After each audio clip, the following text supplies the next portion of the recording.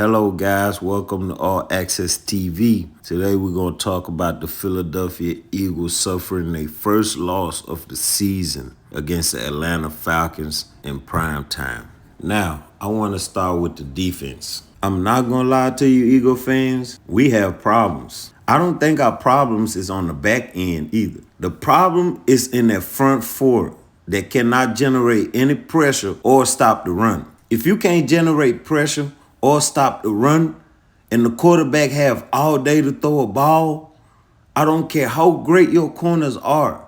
They can only cover for so long. That's our biggest weakness right now is the running game, stopping it, and getting to the quarterback. I have not seen anything from Bryce Huff, Jalen Carter, Jordan Davis, Josh Sweat, Milton Williams, or Nolan Smith that show me that this can get any better. I think Howie made a big mistake by not re-signing Hassan Reddick. That's a pure pass rusher.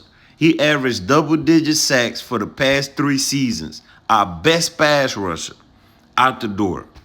Fletcher Cox retired, and Brandon Graham on a farewell tour. He is not what he used to be. I like what I'm seeing from C.J. Gardner-Johnson, but he has to do a better job of tackling. He is just letting guys run straight into the end zone for the past 2 weeks. Yes, he have his moments where he make great plays, but it's not consistent on the back end. I love his energy. I like the swag that he bring to this defense. The guys feed off of it, and I think he's going to be a great player for us for a long time. Now we get the big play Slay and that last touchdown that he gave up on the game-winning drive.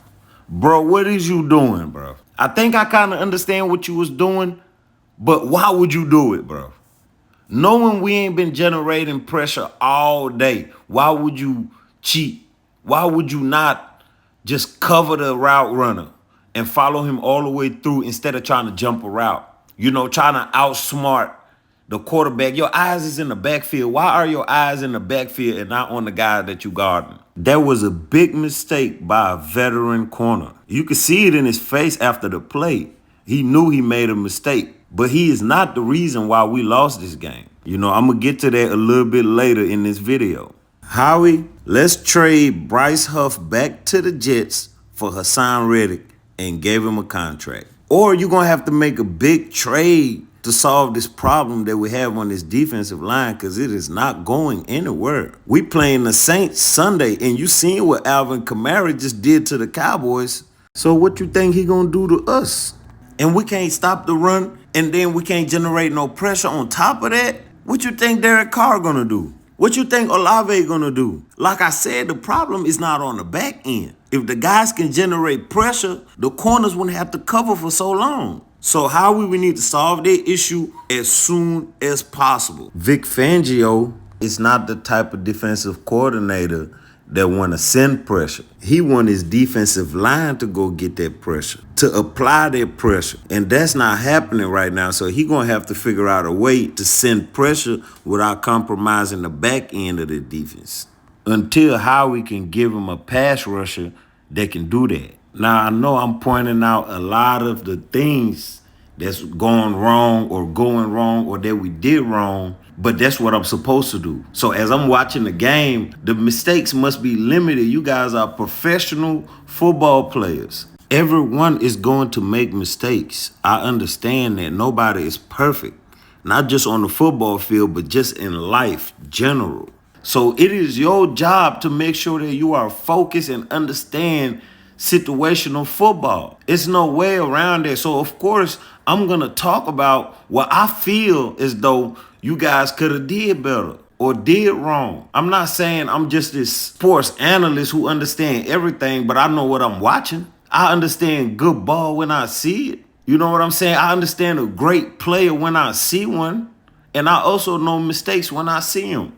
So of course I'm going to point them out. So this is tough love, because that loss on Monday night, man, don't get me started.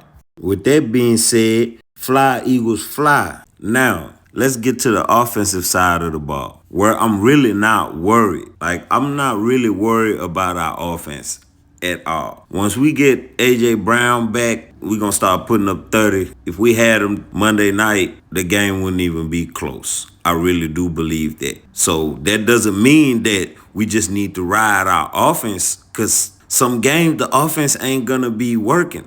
It ain't going to be going the way we want it to go. And the defense going to have to win some of these games. The defense going to have to win some of these games, because their offense will not be able to do it for you every game. That's just the way the league works. Teams going to start figuring this out. Injuries can happen. Like, things can happen on either side of the ball. So we can't be one-dimensional on their football field. That's not going to work. We have to play well on both sides of the ball. Saquon Barkley going to do a lot of great things in Philadelphia for years to come. I've seen everything I needed to see from him. It's just like I be preaching. It's about staying healthy, man. If the team can stay healthy, Saquon Barkley will win Offensive Player of the Year. And I did put my money on that. That's not something that I'm just saying. And turnover hurts. Gotta start making better decisions. Like, I'm really starting to be worried about our quarterback. Like, I believe in him, but these past 2 weeks, I ain't been so confident in him. Like, he had a good game, a solid game, ran the ball extremely well and put us in a position to win the game. But we can't win turning the ball over, man. With all that happened, Kirk Cousins driving down the field on our defense and scoring probably the easiest touchdown he ever had. The smoothest drive I ever seen from Kirk Cousins on my Eagles defense. We still had a chance. With all of that, we still had a chance to win this game. And all our quarterback had to do was just get a few yards. Why you aiming for the chunk play, my brother? That was a terrible throw. Devontae Smith had no chance of getting that ball. 3 interceptions and a fumble in 2 weeks. Eagle fans, I'm just saying. Now, the fumble wasn't his fault. The center snapped it before he was ready. But those 3 interceptions is concerning to me. Win the turnover battle, 9 times out of 10, you win the game. With that being said, now let's get to the real reason why we didn't win the game.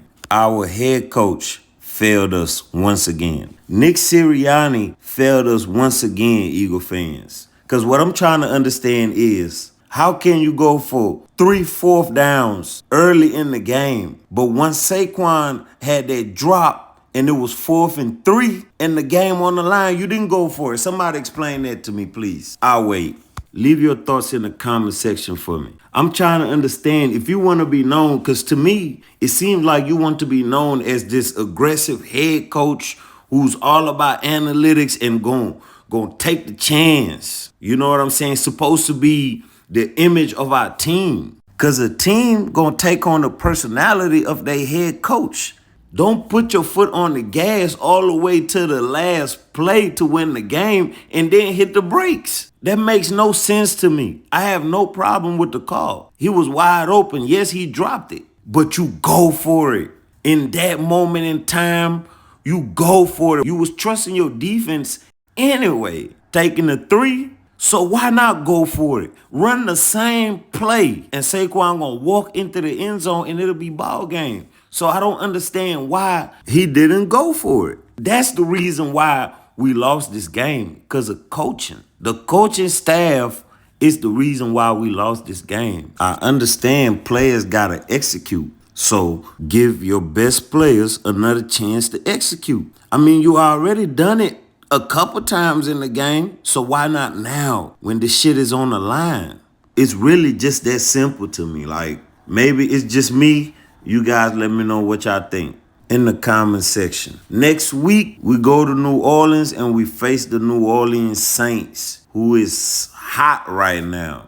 Alvin Kamara is showing his ass right now. So this is going to be another great test for our young line, our young defense, to show us how we made the right decision. Jalen Carter, it's time to step up. Josh Sweat, you've been crying about contract too. You got paid. Jordan Davis, you 6'6", 336. Come on, man. You supposed to be manhandling these boys up that middle, man. So this week, all eyes on y'all. Time to show up and show out. 'Cause if y'all don't show up this week, we're gonna have to make y'all ass drive back to Philly from New Orleans on a bus. Y'all ain't getting on this plane, man, if Alvin Kamara come out there and put 200 yards on us, man. That's not gonna work for us. So it's time for y'all to step up, man. It's time to grow up, man. With that being said, thank you for watching this video. If you made it this far, I really appreciate you.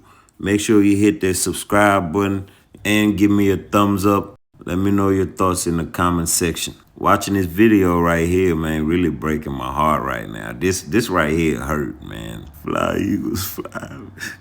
Fly, Eagles, fly. You gonna be all right, man. You gonna be all right.